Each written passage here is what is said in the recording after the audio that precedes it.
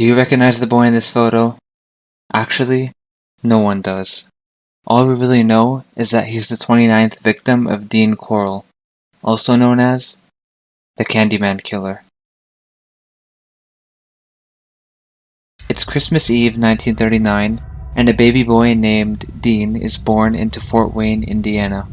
He's the first child of Mary Robinson and Arnold Corll, where their relationship can be summarized by non-stop arguing and completely different parenting techniques, with Arnold being the strict, dominating father, and Mary the loving and nurturing mother. 4 years later, however, these differences lead to the couple's divorce after the birth of Dean's younger brother, Stanley. Arnold later gets drafted into the Air Force, where he's stationed in Tennessee. Mary then sells the family house and takes the two boys to Memphis, so that they can have a good relationship with their father.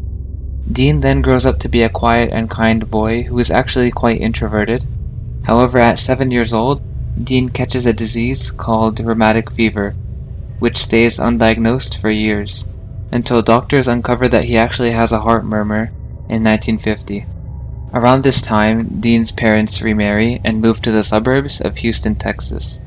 Sadly, this is very short-lived because 3 years later, the couple again file for divorce, with Mary retaining the custody of their two boys. Later, she remarries a man named Jake West. Now together, the family starts a candy business out of their garage, where Dean works there for many hours while going to school. After he graduates high school, the family opens up a new store near the city called Pecan Prince. Dean worked there for a couple of years until 1960, where his mother asked him to live with his grandmother in Indiana.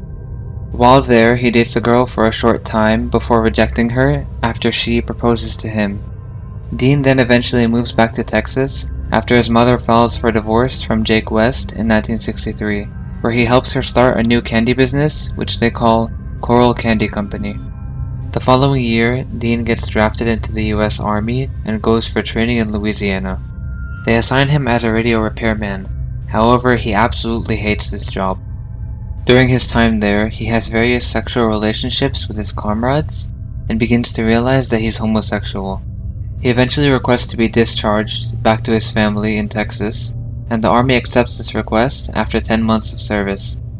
When he returns, colleagues of Dean notice slight differences in his behavior, especially within the proximity of teenage boys, that make him believe that he's also homosexual. In 1965, the Corll family moved the candy shop next to an elementary school.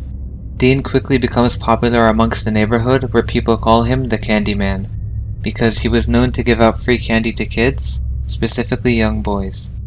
The company also hires new employees, and Dean is known to be very flirtatious towards the teenage male employees.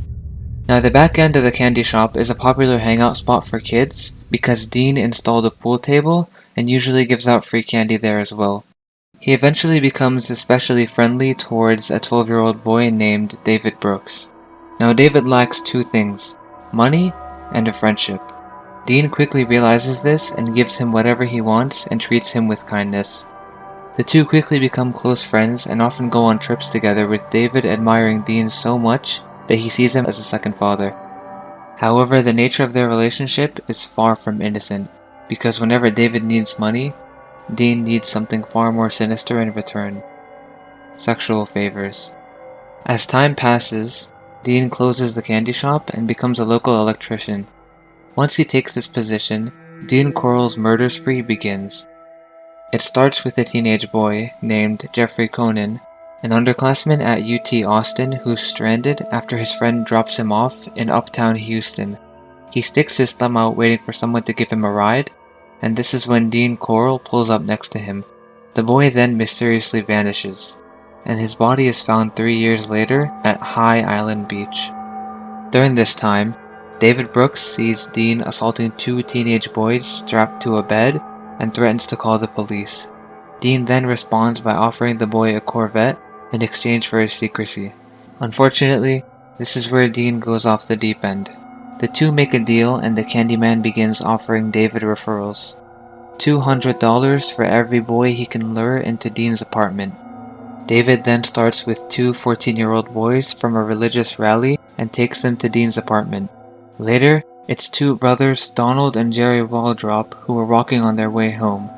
15-year-old Randall Harvey, 16-year-old Gregory Winkle, and 13-year-old David Hillegeist. All abused, physically, sexually, and psychologically, until their eventual demise. 14 boys total are taken over the course of only 1 year. However, nobody makes it out alive. In winter of 1971, David introduces a 15-year-old boy named Elmer Henley. Now Dean thinks that Elmer can become a better ally rather than a victim.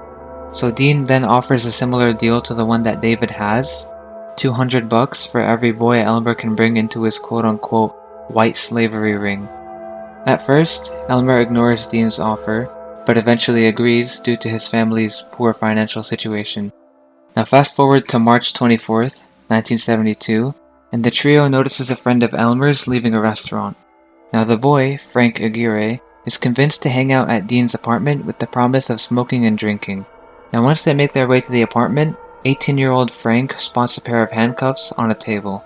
However, once he picks them up to inspect them, Dean suddenly jumps on top of the boy, pushes him against the table, and handcuffs his hands behind his back.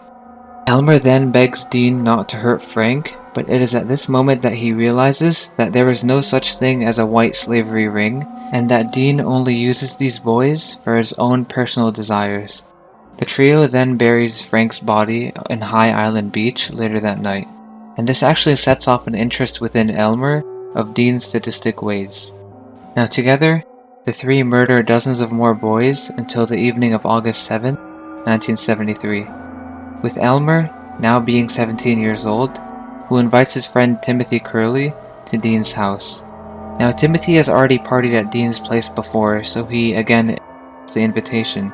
Now when Elmer and Timothy get to Dean's, they drink and smoke at around midnight. Before leaving the residence, promise that they will return soon. Now the two park near Elmer's house, where they can hear loud noises coming from the home of their friend Rhonda.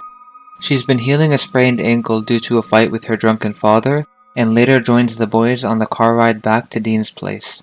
Now once they arrive, however, he's absolutely furious. He can't believe that Elmer has brought a girl into his house, and tells him privately that he's ruined everything. Dean calms down, and the teens pass out a few hours later due to drinking.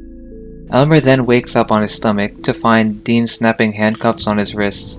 There's tape all over his mouth and his ankles are tied up, where he looks over to find Timothy and Rhonda tied up near him as well. Dean then looks at them furiously and says, "Man, you blew it bringing a girl."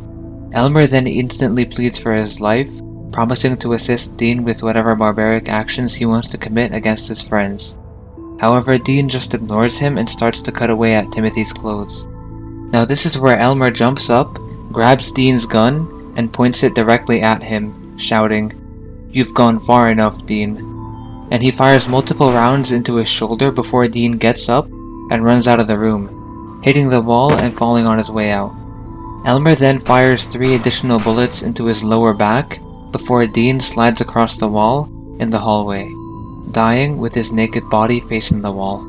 Elmer then releases Timothy and Rhonda, soon calling the police and waiting outside on the front porch. Once the authorities arrive, they confiscate the pistol and put the teens into a patrol car. Elmer then tells the police that he shot Dean in self-defense, but later confesses to assisting him murder multiple teenage boys. Elmer's then charged with 6 counts of murder, and David Brooks is given 1 count. David's currently serving life in prison, and Elmer, 6 99-year consecutive sentences. The actual number of young male victims is still unknown. However, we do know of at least 28 boys whose deaths took place between 1970 and 1973, all of which were either strangled, shot, or both. Dean's own mother states that there are likely many other victims, and residents of Texas theorize that all their bodies are buried around the candy shop.